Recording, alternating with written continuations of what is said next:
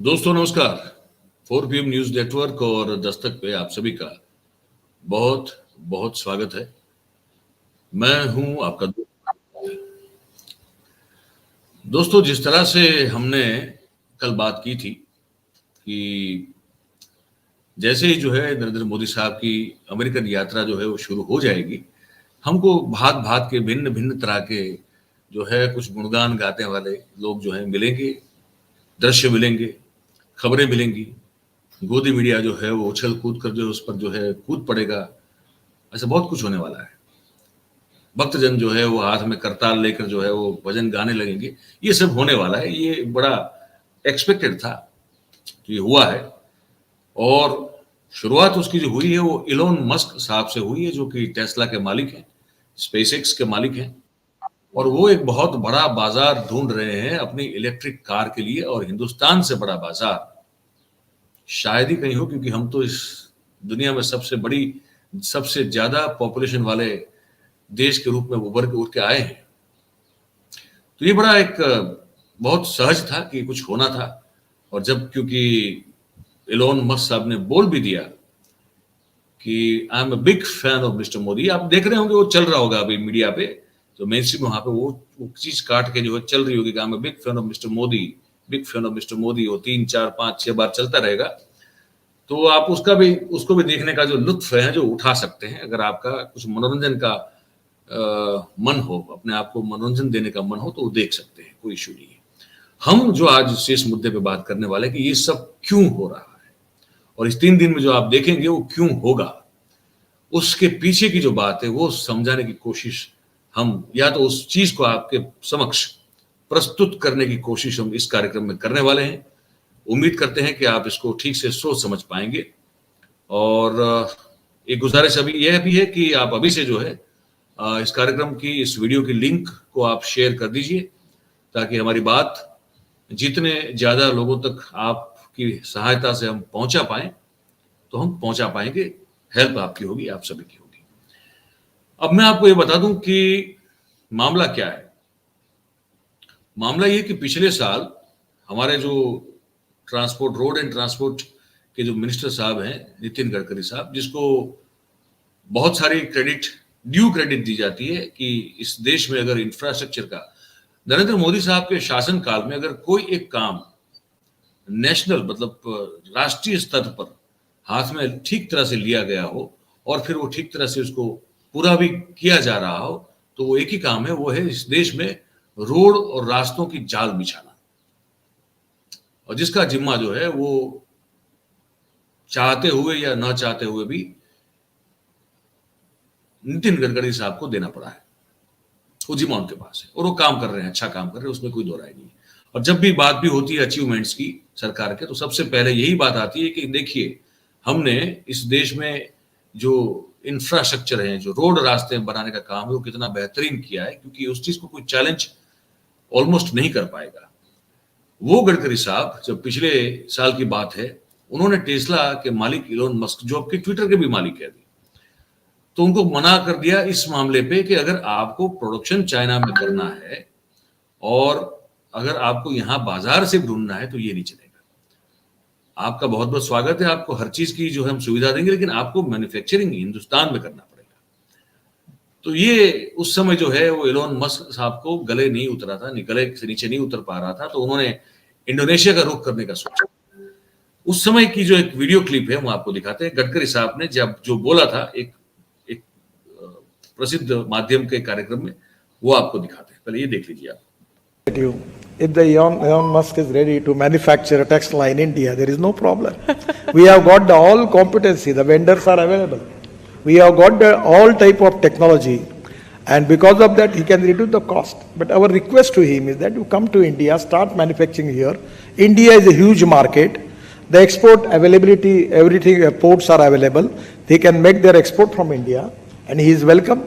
He is welcome in India. We don't have any problem. But suppose he want to manufacture in China and sell in India, it cannot be a good proposition for India. Our request to him is come to India and manufacture. तो बड़ा साफ सुथरी बात उन्होंने कही थी कि भाई आपको अगर चाइना में मैन्युफैक्चर करना है और इंडिया से वैसे मार्केट चाहिए, तो वो इस देश के हित में नहीं है। तो क्या गलत कहा गडकरी साहब ने? कुछ नहीं, बिल्कुल देश हित की बात की उन्होंने। पर अब ये जो मीटिंग हुई है उसके कुछ दृश्य दिखाता हूं। टेस्ला के मालिक, ट्विटर के मालिक इलॉन मस्क और हमारे प्रधानमंत्री जो मिल रहे हैं, वो आप एक बार देख लीजिए, उसके बाद मैं आपको और बात बताता हूं। ये मिल रहे हैं दोनों, और ये साथ में जो है ये कुछ लोग बैठे हुए हैं, इनके जो जरूरी लोग होंगे। और उसके बाद क्या बातें हुई है वो भी मैं आपको जो है सुनाने जा रहा हूं। और बड़ी इंपॉर्टेंट बात यह है कि कुछ दिन पहले ट्विटर जो हिंदुस्तान का ट्विटर जो संभालते थे, जैक डॉर्सी, उन्होंने बड़ी एक विस्फोटक बात कही थी कि किस तरह से सरकार ने उनको जो है वो दबाया, उनको ये एक तरह से धमकाया भी कि अगर आपने हमारी बात सुनते हुए कुछ कंटेंट को हटाया नहीं या तो कुछ लोगों को ब्लॉक नहीं किया तो हम आपको ब्लॉक कर देंगे, जो जैक डॉर्सी ने उस समय कहा था। अब यही इलॉन मस्क जो मालिक हैं ट्विटर के, हम भी लोकतंत्र हैं, अमेरिका भी लोकतंत्र है, फ्रीडम ऑफ स्पीच वहां भी है, फ्रीडम ऑफ स्पीच यहां भी है, संविधान में लिखा हुआ है।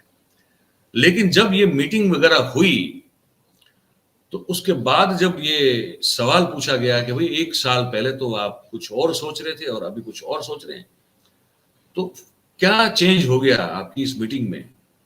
तो पहले आपको बताते हैं कि वो उस सवाल के जवाब को किस तरह से इसका जवाब दे रहे हैं।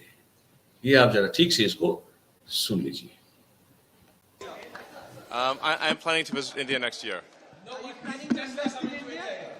I'm confident that Tesla will be in India and will do so as soon as humanly possible. I'd like to thank the Prime Minister for his support, and hopefully we'll be able to announce something in the not too distant future. Are you looking to invest in India, Elon? Yes. How soon can we have Tesla in India? Well, we don't want to jump the gun. We don't want to jump the gun on an announcement, but I think it's quite likely that there will be a significant investment and relationship with India in the future. That's big news. What made you change But- your mind? I've never changed my mind. How was your meeting with the It Prime just, Minister? I have to go, guys. Thank you. How was your meeting It with was the Prime Minister? it was an excellent, very good conversation. How soon will we see you in India, Mr. Musk? Next year, count on it.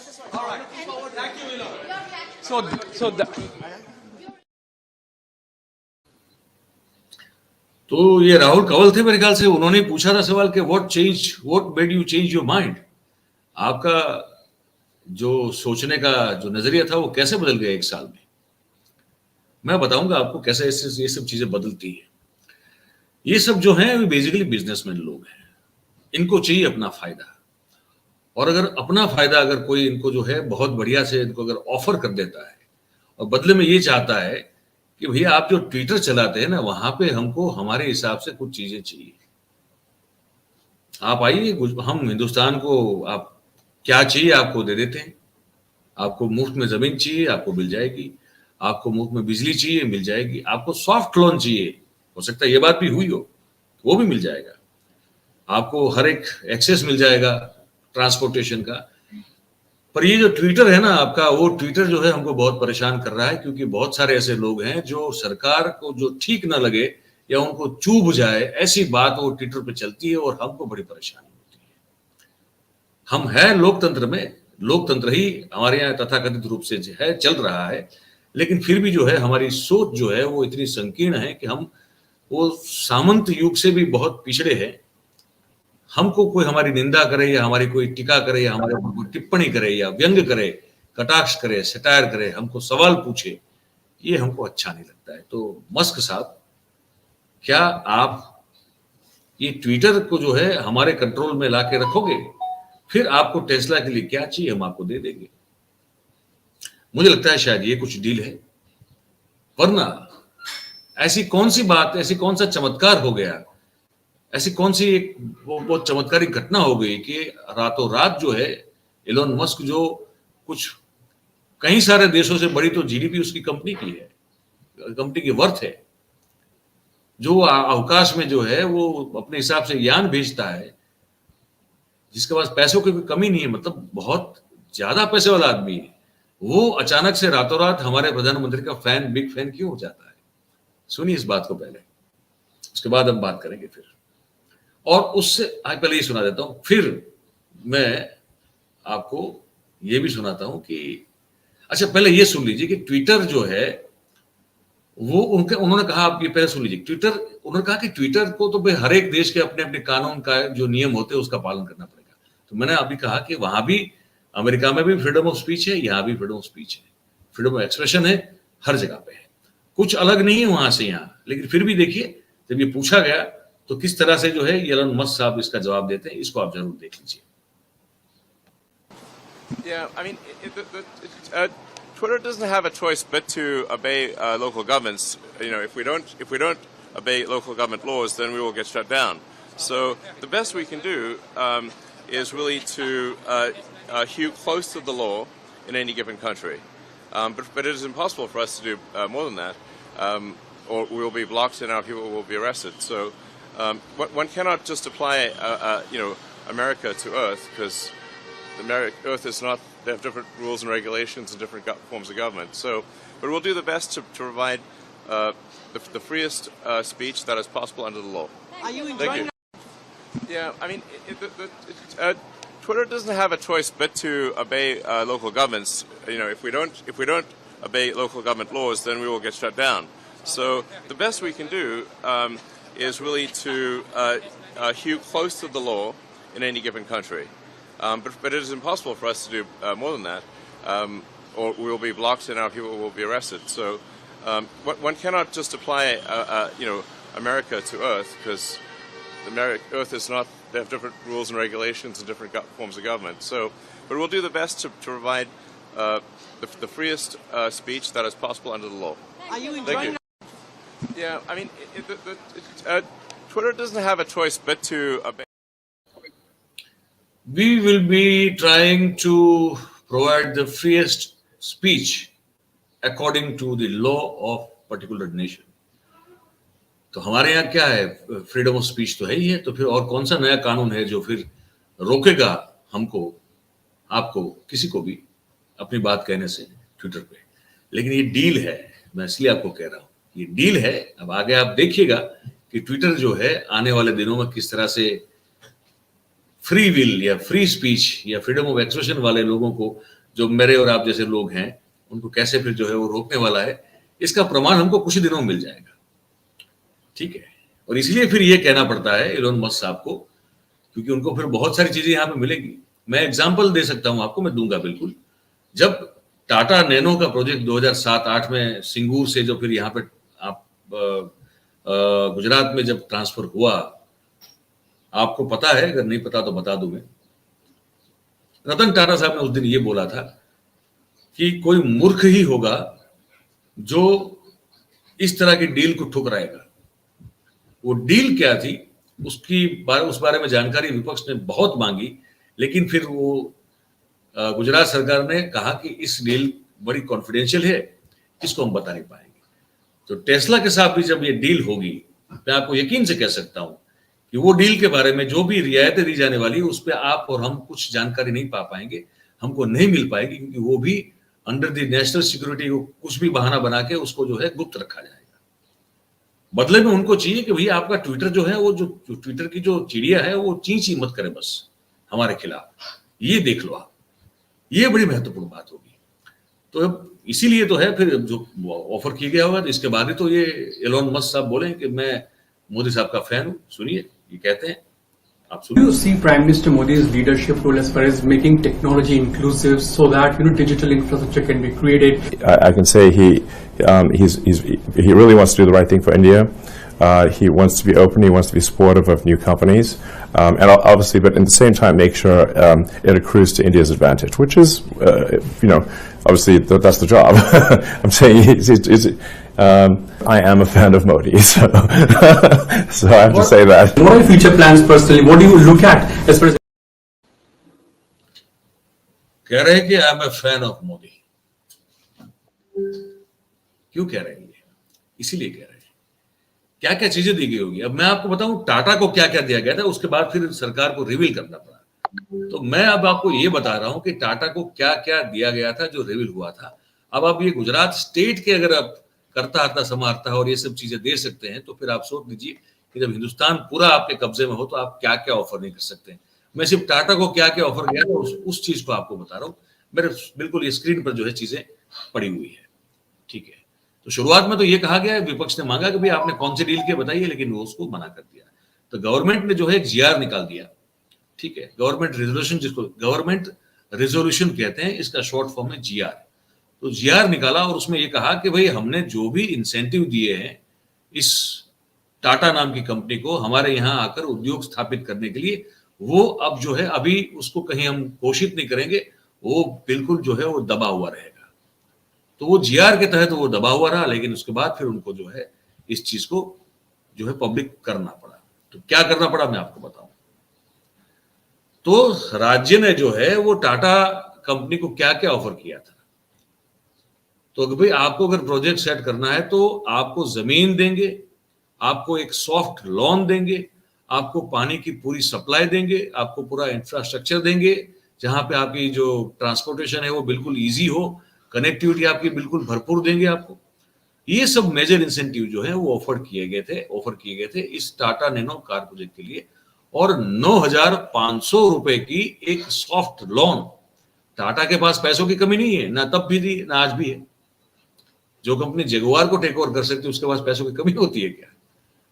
लेकिन फिर भी गुजरात सरकार ने टाटा को कहा कि आप आइए, आपको हम 9,500 करोड़ रुपए की एक सॉफ्ट लोन देंगे, जिसका हम इंटरेस्ट सिर्फ 0.1% ही चार्ज करेंगे, वो भी 20 साल के लिए रीपेबल होगी। मतलब आपको उसको वापस चुकाना है 20 साल में, और हम सिर्फ 0.1% इंटरेस्ट लेंगे, ठीक है। अच्छा, उसके बाद वो जो एक हमारा यहाँ एक लॉ है, कानून है गुजरात में, कि भाई अगर कोई यहाँ पे इंडस्ट्रीज लगाना चाहता है तो उसको 85% रोजगार जो है वो स्थानीय लोगों को देना पड़ेगा, जहां भी लगा हुआ गुजरात में, लेकिन वो स्थानीय लोगों को देना पड़ेगा। इस लॉ से, इस कानून से भी जो है टाटा को मुक्ति दे दी गई थी, ठीक है। तो उस कानून के तहत वो टाटा के हाथ बंधे नहीं थे बिल्कुल, ठीक है। तो ये सब चीजें जो है वो टाटा नैनो को दी गई थी, इसीलिए टाटा नैनो जो है रतन टाटा साहब यहाँ पे लेके आए, और इसीलिए उन्होंने कहा कि कोई मूर्ख ही होगा जो ऐसी ऑफर को नकार देगा। तो आप सोच लीजिए कि अब ये इलोन मस्क को क्या ऑफर दे के आए होंगे, ताकि ये आदमी जो कभी अमेरिकन राष्ट्रपति की जो है चमचागिरी नहीं करता है, वो ये कह रहा है कि I am a big fan of Modi, I am a fan of Modi, क्योंकि उसके व्यावसायिक हित जो है उसको लग रहा है कि जो ऑफर हमको मिली है वो इतनी बेहतरीन है कि इस पूरी दुनिया में ऐसी ऑफर जो सिर्फ मेरे ही हित को देख रही है, अपने देश के हित को शायद इतना नहीं देख रही है, लेकिन मेरे सब हित जो है, मेरे सब इंटरेस्ट जो है वो बिल्कुल इसमें जो है वो समावेश इसका हो जाता है, हर एक चीज जो है वो कैटर हो जाती है। तो अगर नहीं जाऊंगा हिंदुस्तान, तो मुझसे बड़ा कोई मूर्ख नहीं है। जो टाटा साहब ने कहा था वही आज इलोन मस्क सोच रहा है। तो ये सोच के खुश मत होइएगा, मैं आपको अनुभव के आधार से बता रहा हूं।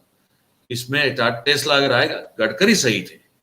गडकरी ने जब कहा कि भाई मेरे देश का अगर हित नहीं होता है, आप मैन्युफैक्चरिंग वहां करोगे और यहाँ आप बेचोगे, तो उसमें देश हित तो है नहीं, तो आप यहाँ आइए, यहाँ बनाइए, और यहाँ बनाइए, और ये सब शर्तों से बनाइए, तो हम आपको चीजें देंगे।